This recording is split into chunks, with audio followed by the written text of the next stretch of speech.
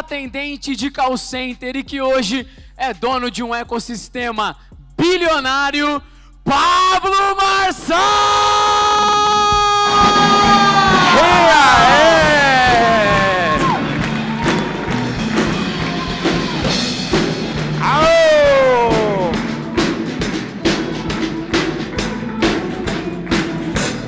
Aí sim. Agora nós vamos chamar alguém aqui que é problema. E aí, gente? Esse M aqui não é de Marçal, é de mudança de... É isso que nós estamos fazendo nesse país. Eu acredito que essa entrevista, já fiz dezenas, essa entrevista talvez vai ficar marcado como uma grande aula. Marçal, para que levantar a expectativa? Talvez seja um dos caras que mais transformaram o meu jeito de pensar. Alguém que veio de baixo, alguém que é provocativo, alguém que pensa, alguém que é ousado. E esse cara é alguém que ficava com sovaco pendurado no ônibus do Rio de Janeiro. Foi um cara mesmo batalhador, um cara que eu tenho amizade, um cara que eu tenho um respeito assim absurdo. Ele que o sobrenome é um sobrenome de um qualquer, é um Silva, mas esse é o Flávio Augusto da Silva. Uma salva de palmas para esse cara. Seja bem-vindo! Olha o homem. Vai de bom. Toma seu lugar.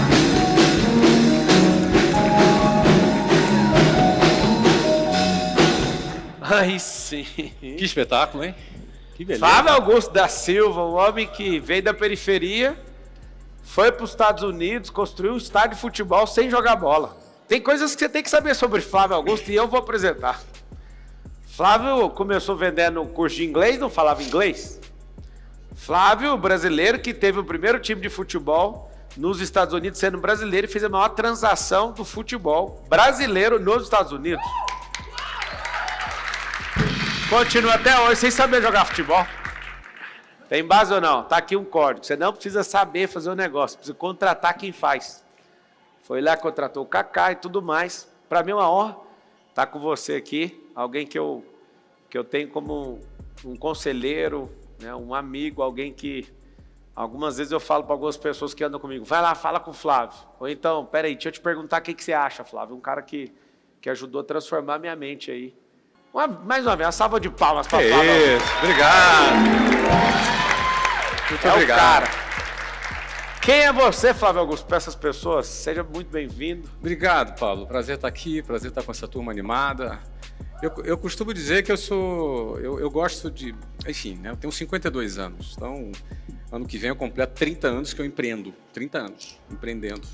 Desde quando eu fundei a minha primeira empresa, foi a WhatsApp, que completa 30 anos no ano que vem. Então, nesses 30 anos, a gente passa por várias fases. E nessas fases que a gente vai passando, a gente também vai se transformando. Sim. Então, a gente precisa ter uma identidade muito bem definida, porque você pode, em algum momento, esquecer, né? Quem é você, né? Quem é a sua... como é que você se define? Então, essa sua pergunta, eu preciso defini-la no tempo. Eu procuro sempre manter. Eu sou aquele mesmo garoto da periferia que andava de ônibus cheio, que se apaixonou pela Luciana e que foi trabalhar vendendo curso de inglês em telefone público e que sonhava ter uma vida melhor, sonhava melhorar de vida. Então, aquele moleque é a minha referência de onde eu não quero jamais sair. Eu quero sempre ser aquele garoto, ter a fome que aquele garoto tem, ter a força que ele precisou ter para poder superar tudo que ele superou. Então, ele é minha referência, então esse é o Flávio Augusto. Flávio Augusto da Silva andava no ônibus. Muito bom. O que é o maior desafio do Flávio hoje? O cara que venceu, tudo que colocou a mão prosperou, aquilo que parecia que está dando errado. Até as histórias, às vezes, que você... quando você perdeu dinheiro na bolsa, você contou aquilo pra mim, aí toda vez alguém, não, vamos colocar mais dinheiro na bolsa. Cara, não, Flávio já perdeu lá, eu tô na minha aqui. Eu acho muito massa, assim. Tem coisas, né, que eu ouvi em mentoria sua. É uma coisa que eu não tenho coragem de contar pro público, inclusive isso aqui tá transmitindo no SBT. Não tem como eu falar o que eu ouvi do Flávio no elevador, a maior decepção que eu já tive na minha vida com um cara inteligente. Eu perguntei o livro que ele estava lendo, a resposta vocês não vão poder saber o que ele falou. Se ele quiser falar, ele fala. Eu acho que vocês não podem saber. Eu posso falar, não tem problema não. Ah, é? Não tem problema não. É aquilo que a gente falou ali, pode perguntar o que você quiser, não tem problema.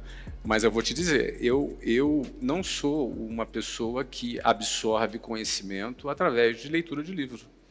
Não é o meu principal canal de absorção de conhecimento.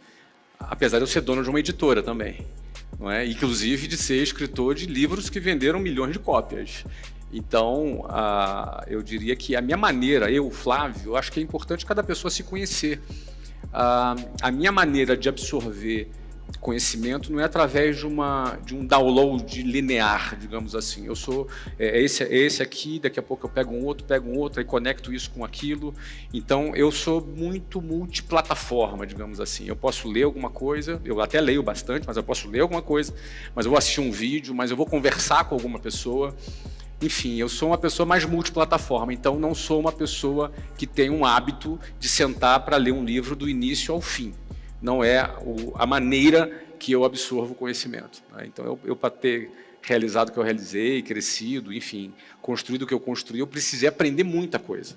Mas meu canal de aprendizado foi meio multiplataforma. Depois que você tem muito repertório também, né, muita experiência, muito calejamento, não é a busca igual de uma pessoa que está começando agora, que ela realmente tem que introjetar conhecimento. Ela tem que pegar fracasso dos outros através da leitura e tudo. Né? O choque foi o seguinte... Até que a leitura é um canal, né? Sim, é um Você canal. Tem vários canais, né? E ouvir hoje, começar a sua história de trás para frente com a história do Flávio, de qualquer pessoa, vai fazer você ter 100% de certeza que você não vai conseguir. Porque eu ouvi isso, um preguiçoso a Marinha, né? Tava lá no estádio de futebol dele, na mentoria dele, e aí eu tô no elevador, eu olho, Flávio, que livro você tá lendo? Aquela coisa, em 2020 foi isso, fevereiro, eu acho, ou foi janeiro. Aí eu, Flávio, que livro que você tá lendo? Aí eu falei, ele vai falar algum livro, eu vou anotar e vou comer esse livro com farinha. Aí ele, não tô lendo livro nenhum agora. Falei, bacana. Aí ele foi e me falou aquilo que me marcou. Eu não sei se você lembra a fala, você falou assim, a gente agora é da turma que escreve, a gente é da turma agora que faz isso. Então, já percorreu um caminho. Aí eu saí de lá, olha a decisão que eu tomei, não vou ler mais. Não, mano. Para estragar é sempre mais fácil, tá vendo? Essa não era a intenção, né? Falar isso. Minha mãe falava assim, o que não presta aprende fácil, né? E propaga rápido. Propaga. Só que aí eu saí de lá, isso me deu um negócio na minha cabeça, por quê? Porque até aquela data eu lia 50, 40 livros no ano, sim, mas leio. Eu falei, cara, faz sentido. Hoje eu tenho publicado 67 livros, tem editora também, e eu percebi o seguinte, tem que ler muito para parar de ler. Do jeito que você acha que você deveria ler. Você tem que ler muito para introjetar e transbordar esse conhecimento. Não é só parar de ler. A pessoa ouve um negócio desse, o preguiçoso. É por isso, então. É porque eu tenho que parar de ler. Não é sobre o parar, é sobre o transbordar. A gente não está parando de fazer, a gente está pondo isso para frente. Agora, nunca para de ler um artigo, nunca para de ler um negócio, até o próprio livro, mas não está naquela sina mais. Isso mexeu muito comigo. Eu quero te agradecer, porque nenhuma outra pessoa... eu vi falando isso, e mexeu comigo porque eu investi um tempo, sendo que eu já estava com uma certa energia que eu poderia soltar, entende? E dali para frente, Fábio, eu acho que eu tinha 3 livros até aquela data, aí eu entendi, escreveu bastante, falei, poxa, eu vou viver a experiência, eu vou entrar nesses ambientes, e isso eu quero te agradecer. Pode ser mal interpretado pelo preguiçoso. Mas você não aprende muito realizando, por exemplo? Total. Por exemplo, e o conjunto de realizar e, puxa, agora eu preciso dessa informação, buscar, ler aquilo que você está realizando, assistir um vídeo daquilo que você está realizando, conversar com alguém daquilo que você está realizando, aí realizar, errar, acertar, aí errou, vai de novo. Ou seja, acho que quando você está praticando, você está aprendendo também. Uma maneira boa de você aprender é enquanto você pratica, enquanto você está realizando alguma coisa. E aí a gente às vezes percebe que as pessoas invertem isso quando elas ficam obesas cerebral, não é? Ou seja, elas só botam para dentro e não realiza nada, não pratica nada, não erra nada, mas vai botando informação para dentro, vai criando ali um acúmulo de informação no cérebro. Né? Com base nisso e com aquilo que a gente gosta de fazer hoje, que é tratar alguns empresários e dar acesso para esses empresários, eu criei um modelo de escola nova. E esse modelo de escola, eu peguei exatamente o que as pessoas pagam muito caro para nós para aprender hoje, tipo network. As crianças estão aprendendo desde pequeno. Empreendedorismo, desde pequeno. todas essas coisas. Inclusive, vai ter cinema na escola. Não é dele assistir, ele fazer cinema. Aí você fala, mas pra quê?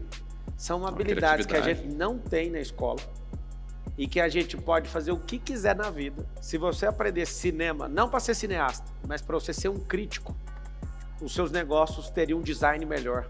Os frames seriam melhor. Expressar a coloração, pensamentos. os seus pensamentos só por causa do cinema. O que acontece? Essa qualidade de ouvir uma pessoa do nível de experiência do Flávio, o Flávio tem uma curiosidade. Você sabe que eu gosto tanto, eu sei que eu comprei uma casa do lado da sua, você nem sabe, ou sabe? Atrás da sua. Aonde? Lá onde você mora. Lá no país? Aqui. Não, lá olha pra você ver, lá também. É isso que eu tô falando pra você. Tá me perseguindo, você. Não, você me perseguiu aqui, que você veio pra cá verdade, depois de mim. É verdade. Seguinte, nós estamos bem pertinho. Então, no condomínio de lá, esse aí é novidade, acabei de contar. Esse agora, Isso. a casa que você mora, tem a casa, uma casona grandona, a minha casa atrás, Uhum. no lago. Sei. Atrás. Sim. Falando em código aqui, né? Cara, eu não comprei a casa porque ela tá do lado da sua. Eu tô achando que é. Foi porque foi um bom negócio. Então tá bom. Ela tem o melhor terreno, aí eu saí, a Carol falou, o que você vê demais aqui? Eu falei, não tem vizinho nenhum, nem na frente, nem no lado, nem aqui, mas aqui, vem cá, deixa eu te mostrar. O Flávio é aqui, a distância da casa do Flávio é daqui ali na parede. E aí eu falei, ali tá a frequência do Flávio. E é muito massa você ser vizinho do cara igual o Flávio, que um dia ele tava lá numa reunião no telefone, eu passo de Ferrari com a Carol, e aí ele, Aí ele, vamos marcar que eu vou te buscar na sua casa e nós vamos pra churrascaria. Aí a gente troca ideia, ele foi de Uber, ele pagou a conta. Ele é muito gentil, esse cara. Mas engraçado, tem uma coisa, Flávio, que eu lembro de você que eu fico um pouco chateado. É mesmo? Então vamos nos abrir aqui publicamente. Vamos lá. Eu, com contato em comum, descobri o telefone do Flávio. Ih, já sei o que você vai falar. Aí eu chamei o Flávio via a mensagem e não respondia. Mês 1. Mas você acha que eu via? Né, o seu celular falava que você via. Mês 2, aí eu mandava um negócio. Mês 3, 5, 8, 10, 1 ano. Nunca respondeu. Aí eu, beleza, uma hora ele vai responder. Aí eu comprei uma mentoria, fui na mentoria dele lá nos Estados Unidos. Estou no estádio de futebol, só 20 mentorados ali reunidos. Aí ele fala num trem daqui, aí ele fala pra todo mundo assim... Eu e o Marçal, a gente fala, né? A gente já fala no WhatsApp, né? Como assim a gente Mas eu achei ele um rapaz muito perseverante. Aquilo ali contou muito ponto, Marçal. E aí, um negócio engraçado. Eu vou dar um código pra vocês aqui que apavora qualquer famoso. Ele não respondia. Ele só respondeu uma vez. Veio uma ideia na minha cabeça. Tinha um carinha fortinho, igual ele tava mais fortinho, pra não falar gordinho.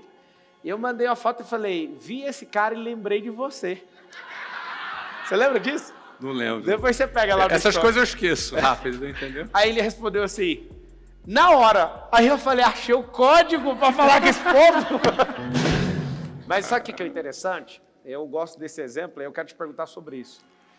Não adianta você forçar a barra com a pessoa que você não tá na frequência.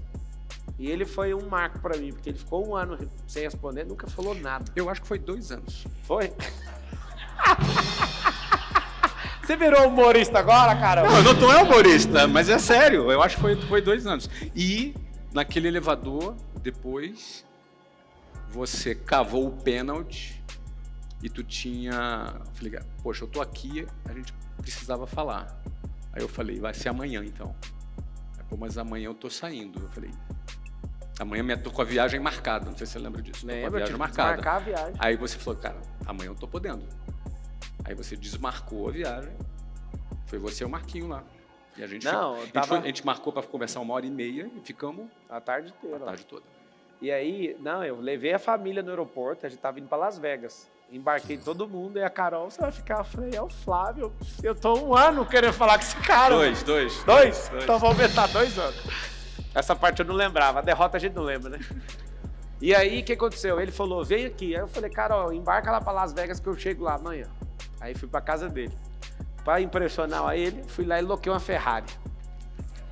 Cheguei no cara e falei, quanto que é a locação da Ferrari? Aí o cara falou, mano, é $700 por dia. Eu falei, você sabe com quem que eu vou falar? Com o Flávio. E é o seguinte, eu vou postar e vou não sei o quê. O cara, então não precisa pagar não. Aí eu fui. Falei, o Flávio vai pirar, né? Chegou lá o Flávio, eu não gosto de Ferrari. Eu falei, é da hora isso aí. Então, um fato interessante, que o Flávio é um grande homem de Deus, apesar de você não ver ele apelando ou falando nada disso, é um dos caras que eu mais considero um cristão verdadeiro mesmo, um homem de fé. E aí, depois que ele deu tanta instrução, eu cresci tanto ouvindo, a gente foi lá no condomínio dele, na hora de ir embora, eu falei, Flávio, eu quero acessar essa parada sua. E eu lembro dele falando um negócio pro Marcos Paulo, ele falou assim, o Marcos Paulo tava lá, tinha acabado de ganhar o primeiro milhão dele, aí ele falou assim, Marcos, até os 30 você vai fazer uns 10 milhões. O Marcos bateu a mão na mesa e falou, tá amarrado. Isso eu lembro. Ele ficou bravo com o Flávio. Aí no final, na hora que tava indo embora, eu falei, Flávio, deixa a gente entrar nesse carro aí, eu tenho um negócio pra te falar. Aí eu entrei no carro dele, num Rolls Royce, aí eu falei, cara, eu acredito no que você carrega. Eu quero que você ore por mim. Aí ele olhou assim, você acredita mesmo? Acredito. Então me dá sua mão. Aí foi muito engraçado. Na hora que eu dei a mão, o Flávio foi pôr a mão, o Marquinhos tava no banco de trás e enfiou a mão no meio. E ele, vocês acreditam? E nós dois, acredita, a gente acredita. Ele orou, eu acreditei com tudo. Eu olhei pro céu assim, aquela... Que modelo que é aquele? É um Phantom? Acho que era um Wraith.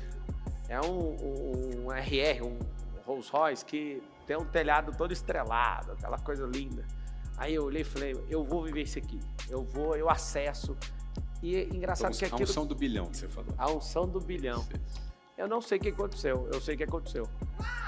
E eu respeito muito o que ele carrega. Porque o que eu aprendi em 5 dias, não só dele, mas de outros grandes bilionários aí, que tudo vieram de baixo, eu falei, eu vou mudar minha vida, não vou pensar mais no lucro. Foi aonde eu virei o jogo. Equity. E eu falo para todo mundo, foi o que eu aprendi com esse cara. Eu queria que você falasse disso. Porque nem todo mundo talvez vai poder ter a chance de estar lá dentro de uma mentoria daquela que eu participei sua, de ser convidado para ir na sua casa, de ir ousadamente falar, ora aqui comigo. O Flávio olhou para mim, tipo, você tá doido? Você acredita? Não, acredito não, é certeza, pode orar. Eu saí de lá, quando eu terminei a reunião, eu peguei o telefone e liguei num amigo meu, falei, eu quero comprar a sua empresa. Tremendo assim, ó. Eu não sei como, mas como você vai pagar? Não, isso não interessa, eu quero saber se está vendendo ou não.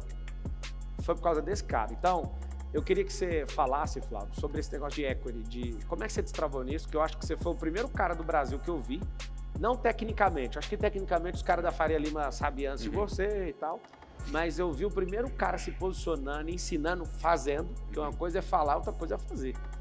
Ele tem uma venda e uma recompra de uma empresa de uma forma milagrosa, que se não for Deus, não tem mágica para fazer o que ele fez. Vender um negócio por quase 1 bilhão, depois comprar tipo 10% do valor e fazer o negócio crescer de novo e virar bilhão. Um negócio mais louco que eu já vi. Fala de equity, que eu acho que é uma grande aula para o Brasil assistir isso. Tá legal. Eu tenho certeza que muita gente que nos assiste é empresário. E aqui na plateia que é empresário também, só levanta a mão. Pronto. Então, a galera que é empresário. Então, grande parte dos empresários, brasileiros principalmente, mas também em outros países, Pablo, trabalham pelo lucro. E o lucro é bom. Lucro não é uma coisa do mal, como algumas pessoas que têm determinadas ideologias pensam que é. O lucro é o que move um país, é o que gera impostos, é o que gera empregos. O lucro ele é o que gera uma empresa possibilitar fazer investimentos, fazer novas contratações. O lucro é muito bom, mas o lucro ele é a gorjeta do empresário.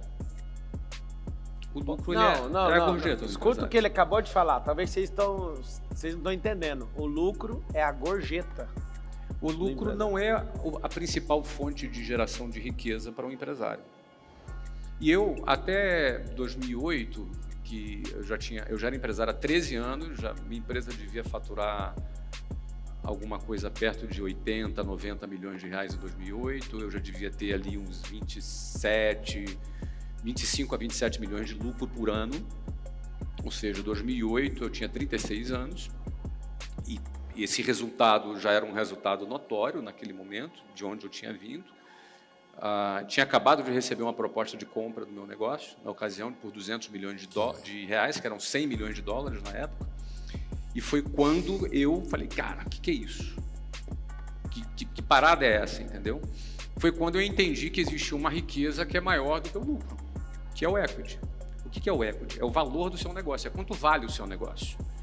É como se fosse o seguinte, você tem uma impressora que imprime 10 milhões por ano. Vamos supor que o Banco Central te desse uma impressora legal que imprimisse 10 milhões por ano. Ou seja, você gera 10 milhões de riqueza por ano. Beleza, mas quanto vale essa impressora? Quanto vale essa impressora? Se ela estivesse à venda numa loja, uma impressora que pudesse imprimir dinheiro de maneira legal. Isso é só uma ideia hipotética, conceitual, tá? Aí você vai entender perfeitamente o que é. É. Quanto vale essa impressora? Uma impressora normal que imprime papel custa talvez R$1.000, R$500, eu não sei quanto custa uma impressora, mas deve custar por aí. Mas é uma impressora que imprime 10 milhões por ano. Quanto vale essa impressora? Esse valor se chama equity. Esse valor se chama o valor do seu negócio. Então, portanto, trabalhar para construir o valor do seu negócio, trabalhar para que o seu negócio seja uma impressora, uma máquina de produzir dinheiro, de forma que esta máquina tenha um valor o qual o mercado, bancos, fundos ou grandes investidores se predispõem a pagar por essa máquina, por essa impressora, isso é um outro jogo, é um jogo diferente do jogo do lucro.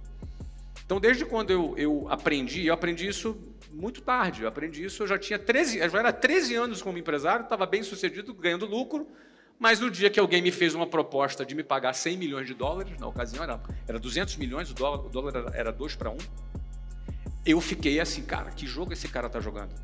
Esse cara está jogando um jogo diferente do meu. Por que ele me paga isso? Como é que ele tem essa grana? De onde que ele arrumou esse dinheiro? Por que vale a pena isso para ele? Eu me senti assim, caramba, R$200 milhões era bom. Era uma boa grana para mim naquela época, para eu receber. E aí mas por que ele está jogando esse jogo? Aí eu pedi 30 dias para pensar. Pedi a ele, cara, me dá 30 dias para eu pensar. Quando eu pedi para ele 30 dias, no fundo, eu não estava querendo só pensar se eu ia aceitar ou não a proposta. Eu queria entender que jogo é esse que ele está jogando, cara. Que jogo é esse? E ele era meu concorrente. E aí eu falei, pô, ele está jogando um jogo que eu não estou jogando. E aí eu fui pesquisar. Em 30 dias eu comecei a entender que existia uma riqueza que eu nem sabia que existia. Alguém já achou R$100 no bolso? Sei lá, achou R$50, 10, achou um dinheiro que você esqueceu no bolso? É bom, né? Acha a conta de luz. Tem gente que acha a conta de luz. Mas você acha, achar R$100 no bolso é bacana. Aquele dia eu tive a sensação que eu achei $100 milhões no bolso. Uau! Porque era um valor que existia, era uma riqueza que existia que eu nem sabia. O meu negócio, ele tem um valor. E esse valor, se eu aprendo a construir esse valor, cara, é uma riqueza muito maior do que o lucro. O lucro é uma gorjeta. Então, o empresário que trabalha apenas para o lucro, ele está trabalhando apenas por uma gorjeta. E olha só, eu não tenho nada contra a gorjeta. Eu gosto de lucro, gosto de gorjeta. Todo mês lá, quando meu financeiro de cada empresa liga, olha, esse mês é tanto, eu fico super feliz. A gorjetinha é boa. Mas a riqueza que a gente constrói é a riqueza do equity. A riqueza do equity é a riqueza que a gente constrói. Ó, dá só uma pausa aqui antes dele continuar nisso, que eu acho que isso aqui é uma das coisas mais ricas que vão passar na televisão brasileira para 21 milhões de pessoas, que são 21 milhões de empresários que tem no Brasil. 6 milhões são empresas de grande e médio porte, as demais são pequenas ou microempreendedores que têm um CNPJ. O que eu quero que você entenda é simples. Eu encontrei 2 caras discutindo uma ideia no resort, e a ideia dos caras era, nós precisamos urgente achar um lugar para colocar 10 milhões de reais. Eu falei assim, você está doido, eu sei fazer isso sem gastar isso. Aí ele falou, não, você não está entendendo. Nós pegamos um dinheiro de um fundo, 300 milhões, e a gente tem que queimar esse dinheiro rápido. Eu queimar dinheiro? Olha a conversa dos caras. Enquanto você está pensando numa coisa, os caras pegaram dinheiro de um fundo para acelerar um negócio, eles têm que dar a resposta rápida que esse dinheiro está sendo aplicado. E você ouve isso do lado de lá, você fala, cara, não é possível que existe isso. Aí você vai ter essa sensação. Cara, que loucura que é essa que essa pessoa está falando? Como assim eu tenho que queimar dinheiro de um fundo? Quando fala queimar, não é jogar fora, é voltar com o teste. Falar, eu te dei 300 milhões para você dar um resultado. Eu quero o resultado. Você não sabe a loucura que é isso. Então não é sobre criar uma ONG na sua empresa, é sobre você entender que a sua empresa te dá a gorjeta. Eu acho essa frase do Flávio fenomenal. O lucro é... Fala com a boquinha assim, ó. Lucro é gorjeta. A riqueza está no valor. Então, por exemplo, fazer uma pergunta para ele, ele continua a partir dessa resposta. Presta atenção. Se a empresa der prejuízo, ela quebra? Prejuízo. Não necessariamente. Por quê? Porque ela pode estar dando prejuízo no caixa porque você está fazendo um investimento muito alto. Em valor, né? Gerando. Você pode estar gerando valor. Muitas empresas foram compradas quando ainda não davam lucro. O Instagram, por exemplo, foi comprado pela Meta, que é o do Facebook, se não me engano, por $1 bilhão, e ela não tinha nem receita. Ela, obviamente, era uma empresa Uber operou até pouco tempo. Uber operou até pouco tempo. A Record Nubank operou até pouco tempo. E por aí vai. A Amazon. Porque o que vale na construção de riquezas é a projeção. Então, beleza, eu estou dando 1 milhão de prejuízo hoje, amanhã eu estou dando 500, no outro dia eu estou dando 100, 1000, no outro dia eu empatei 0 a 0, no outro dia eu estou dando lucro, no outro dia eu estou dando 100 milhões de lucro, no outro dia eu estou dando 1 bilhão de lucro. Então, essa jornada é que gera agora, as pessoas, isso precisa ser muito bem fundamentado para que o investidor ele acredite na sua tese e decida fazer parte dessa jornada com você enquanto você não está dando lucro, porque enquanto você não está dando lucro, você está mais baratinho e depois você vai valer muito. É assim que funcionam essas startups, essas empresas do Vale do Silício, essas grandes empresas de tecnologia. No Brasil, a gente precisa gerar caixa. No Brasil não tem essa coisa do venture capital que tem nos Estados Unidos, que o cara vai botar dinheiro na tua ideia simplesmente do nada. No Brasil, a gente precisa mostrar resultados. A gente é mais raiz aqui no Brasil. Mas o mais importante da gente entender, o empresário entender, que o principal valor está no equity. A principal riqueza está no valor da sua companhia. Quando você entende isso, você vai dirigir todas as suas ações, o teu trabalho, o seu esforço para a construção de valor. Então, por exemplo, aquela empresa que em 2008, que eu recebi a proposta de $100 milhões, que era de um concorrente, que eu fui estudar, depois que eu estudei, eu fiquei encantado com aquele assunto, eu falei, não, está cedo ainda para eu vender. Eu dei não para o cara. Pô, difícil é dar não para $100 milhões, entendeu? Hoje seriam R$600 milhões. Não é fácil. Eu dei não. Só que 5 anos depois, nós vendemos a mesma empresa por $500 milhões. Eu falo em dólar por causa do tempo, né? Já faz tanto tempo que o dólar é uma boa referência. Ele sempre fala em dólar. A cabeça dele é dolarizada, porque ele patrimonializou, dolarizou. É outra fase que você vai aprender também. E sempre que ele está discutindo, ele vai falar o valor do carro. Ele fala, esse carro era tantos dólares. Aí mas para que ficar falando dólar? É porque a cabeça está numa única moeda, que é a moeda forte. Que aí depois que você aprender a proteger seu patrimônio, você vai entender que a conversa gira só em dólar. Principalmente, Marçal, num país em que a gestão política do país ela não é responsável do ponto de vista fiscal. Nós, por exemplo, esse ano no Brasil vai ter tá com déficit aí de 1,3 trilhão de real. Déficit é o quê? É prejuízo, ou seja, faturou muito e gastou 1 trilhão a mais, 1,3 trilhão a mais do que faturou. E aí, para poder pagar essa conta, emite títulos. Sabe o Tesouro Direto? É isso, você emite um papel. Esse papel paga juros. Esse juros chama Selic. É aqueles juros que paga a remuneração do teu Tesouro Direto, por exemplo. Agora, quanto mais deve, quem compra um Tesouro Selic, por exemplo, um Tesouro Direto, por exemplo, está emprestando dinheiro para o Brasil. Então, quando você empresta dinheiro para o Brasil, ou para qualquer outra pessoa, tu fica preocupado. Será que esse cara vai ter capacidade de te pagar depois? Ele disse que vai te pagar daqui a 5 anos, com 10, 12, 13%, o que for, de juros ao ano. Será que ele vai ter capacidade de pagar? Então, quanto mais o investidor desconfia da capacidade do governo honrar com aquele papel, menos ele compra. E quanto menos ele compra, mais o dólar sobe. E aí, quanto mais o dólar sobe, para o governo continuar atraindo investidores, ele faz o quê? Ele aumenta os juros. Ó, eu te pago mais, vem aí, eu te pago mais. Tem mais risco, mas eu te pago mais.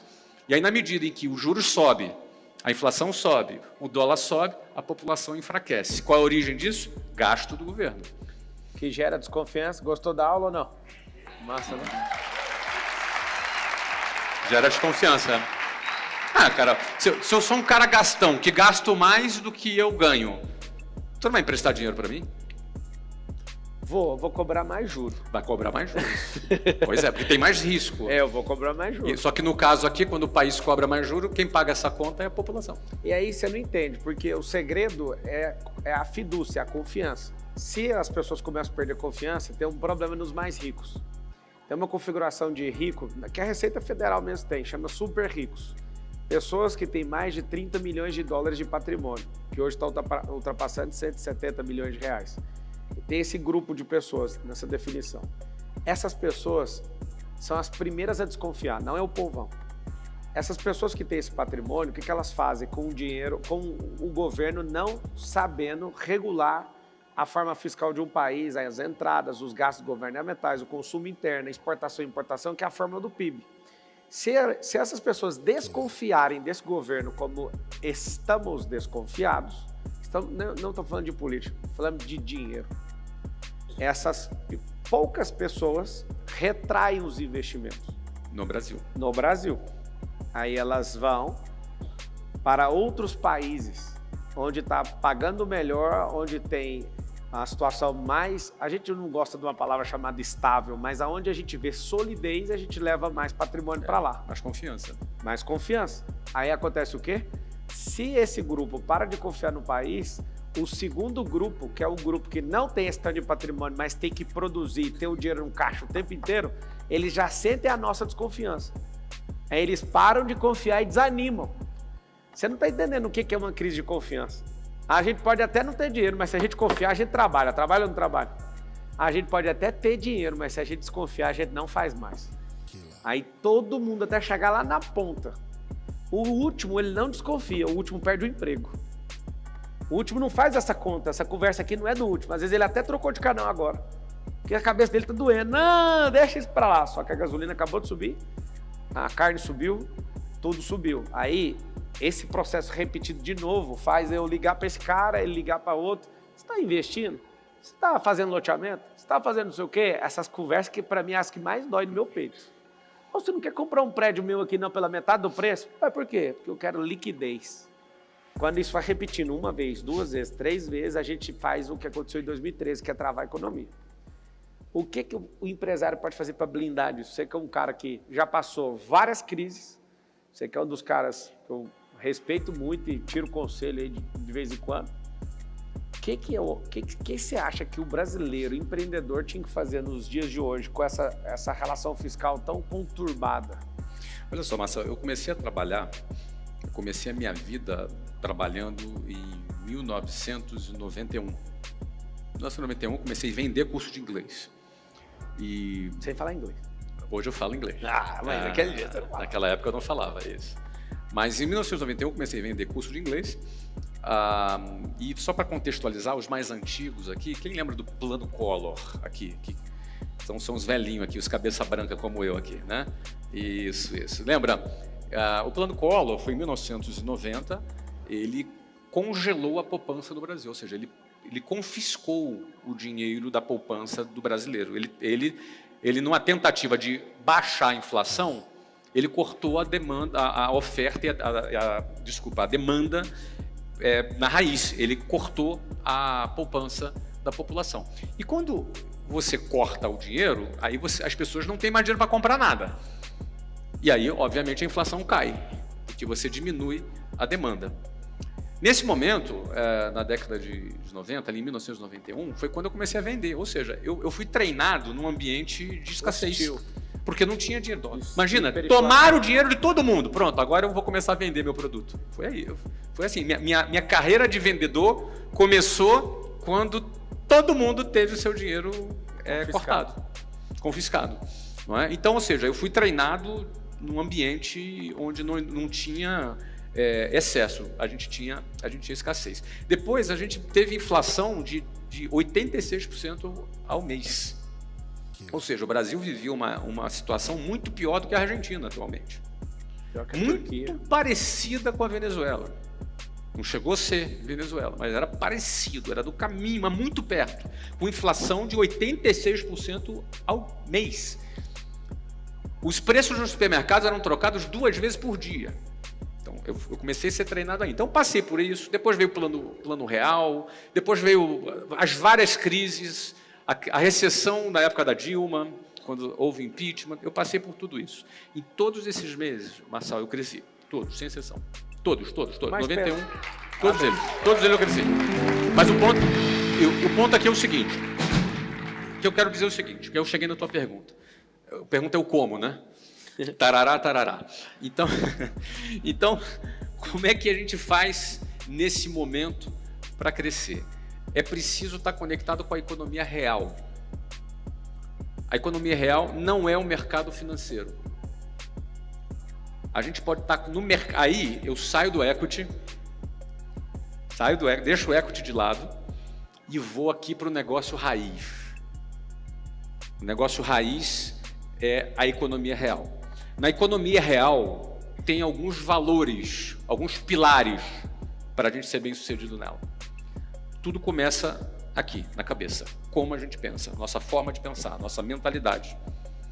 Então, se eu sou um cara vitimista, eu vou sucumbir e vou naufragar no meio da crise. A gente tem que estar preparado para grandes crises. O Brasil está prestes a viver grandes crises.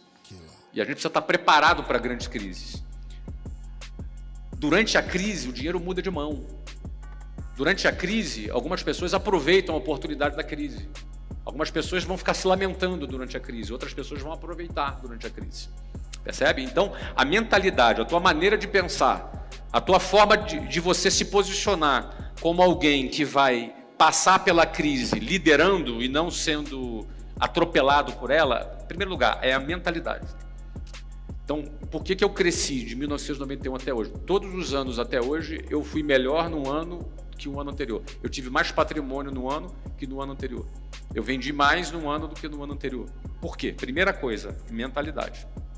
É preciso ter uma mente blindada, uma mente que lidera, uma mente que governa, uma mente que esteja protagonizando em vez de se vitimizando. Primeiro ponto. Segundo ponto, você precisa ter ferramenta. Uma ferramenta básica é vendas. Eu bato e martelo nisso.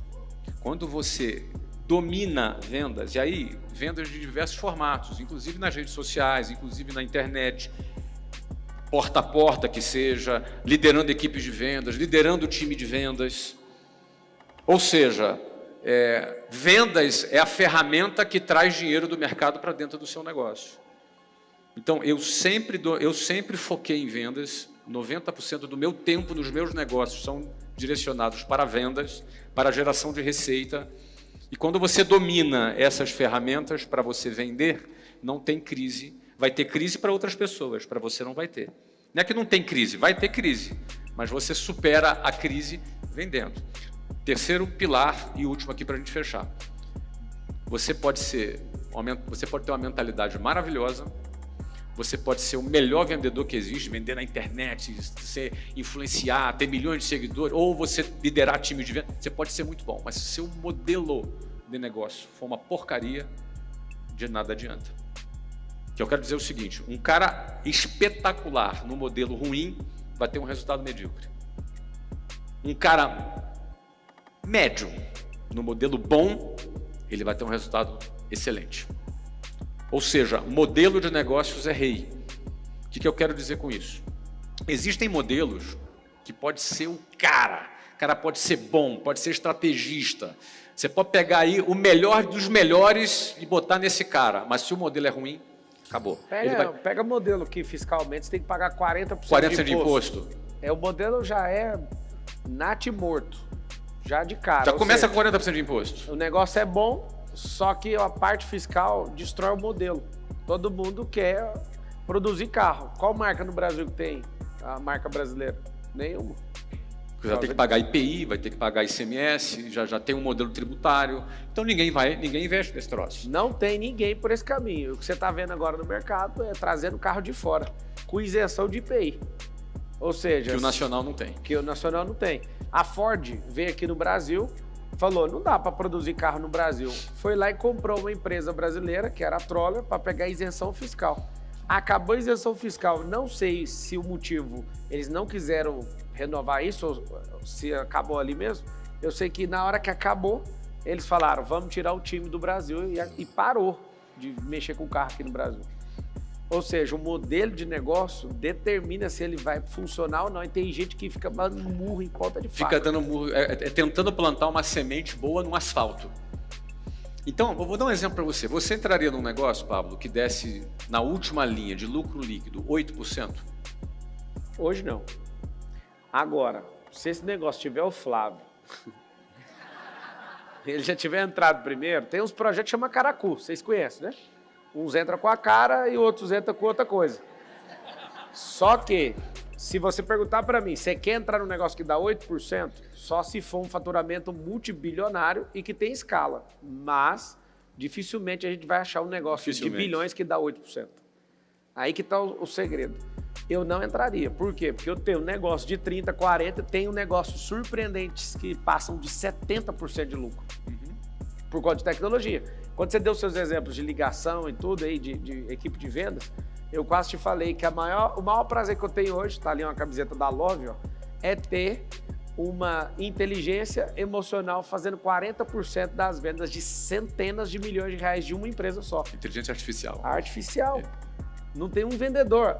Aí ontem eu tava discutindo com o Kes, mas tinha que frear essa inteligência artificial, tá vendendo muito. Aí você vai rir, dá uma risada, tipo, olha o que o papo...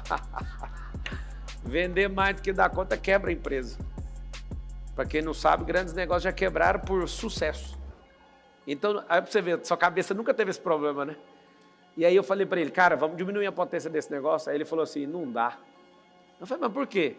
Porque se eu fizer isso, depois ela não volta na potência que ela tá. Aí eu, putz, o que tem que fazer? Tem que tacar dinheiro na danada. Tem que arrumar um sócio. Aqui, ó. Eu já falei que tinha um sócio chegando em hoje. Você já viu, né? Já deu uma dele.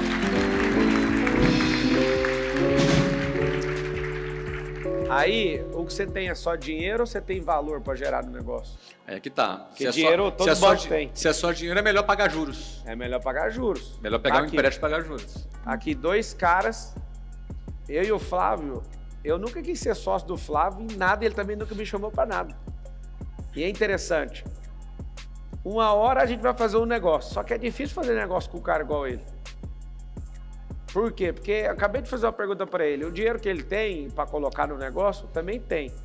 Só que o banqueiro também tem o meu dinheiro e o dinheiro dele. Só tem um problema. O que você pode trazer a mais nesse negócio? Esse é o ponto. Isso chama smart money. Aí, vamos falar disso para essa galera. Smart... Gente, essa não é uma entrevista. Eu acho que esse é um chá da tarde. em que o Brasil tem oportunidade, estou falando sério, de ouvir coisas que vocês pagariam caro para ouvir. Eu amo essa geração e o tempo que eu estou vivendo, eu vou explicar por quê. Porque nunca um bilionário falou abertamente nada para ninguém. Isso nunca aconteceu na história do mundo. Quando isso aconteceu era para um grupo de 5, de 10, ou para os seus familiares e seus herdeiros. Ou então alguém que era trago de fora a preço muito alto. Pode perguntar para o Flávio. O cara pode contratar ele por R$500 mil para dar palestra. Às vezes não, acho que a maioria das vezes ele fala não, né? Você não está afim de ir. Eu também falo a mesma coisa, mas tem um detalhe. Tem muitos grupos de famílias ricas que querem ouvir a sabedoria e pagam muito caro para ouvir essa conversa. Estão ouvindo de graça. Simples, eu amo essa geração. Você pode ouvir e falar, poxa, faz sentido. Ou se não fizer sentido, vai estudar. Porque se não está fazendo sentido para você, é porque você não tem um mínimo para entender.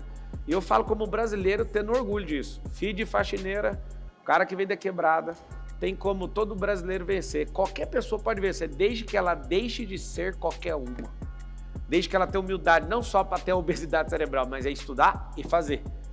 Estava jogando bola, Flávio, eu quero que você fale disso, mas eu acho que isso vale a pena para as pessoas que estão bem abaixo, para nivelar por baixo isso aqui. Eu jogo bola com os pais dos alunos da escola, e eu estou com um método agora na escola de ter a escola para os pais. Por quê? Porque eu percebo que a maior parte dos problemas nas crianças está nos pais. E reconheço isso como pai também. A gente joga bola, foi ler a Bíblia, a gente ora junto, tem um rolê massa, está acontecendo esse absurdo. Aí jogando bola, eu não dou conta de ver uma pessoa que não está tendo resultado. O cara jogando no meu time, errando chute. Cheguei, mano, chuta assim. Aí ele falou assim, sabe o que é? Eu falei, o quê? Ele precisa de aumentar a confiança. Eu falei, não existe esse botão no cérebro. Você precisa de ajuste, de treino e de horas. Então, eu vou te explicar. Você acabou de chutar debaixo do gol, um chutão. O melhor jogador do mundo erra esse chute, do jeito que você fez. Você precisa de chutar assim. Fechou. Aí ele fazia uma coisa, eu corrigia. Aí eu fui corrigindo, você quer ajuda? Quero. Então faz isso. Agora treina. Vem toda terça. Impossível não melhorar. É impossível. Por que eu tô falando isso? Vários de vocês não começaram a fazer as coisas porque vocês querem achar o potenciômetro cerebral chamado confiança para você ir com a sua mão lá, abrir com o bisturi e achar o botão e falar, esse que é o botão? Aumenta a confiança. Confiança só vem quebrando a cara. Confiança só vem aumentando o resultado. Confiança só vem quando você chega perto de gente que tem resultado, você fala, então vou testar. E vai dar errado, mas a confiança vai aumentar. Eu amo gente que tem resultado negativo. Por quê? Porque a confiança dela aumenta. Ela fala, eu sei que por aqui não vai, então vamos por aqui. Então, eu achei muito válido trazer isso para vocês, porque eu abdiquei do meu papel de entrevistador. Eu estou me divertindo aqui. Eu acho que é um grande feito vocês abrirem a mente, assistir 2, 3, dependendo do seu grau de humildade, 10 vezes essa entrevista.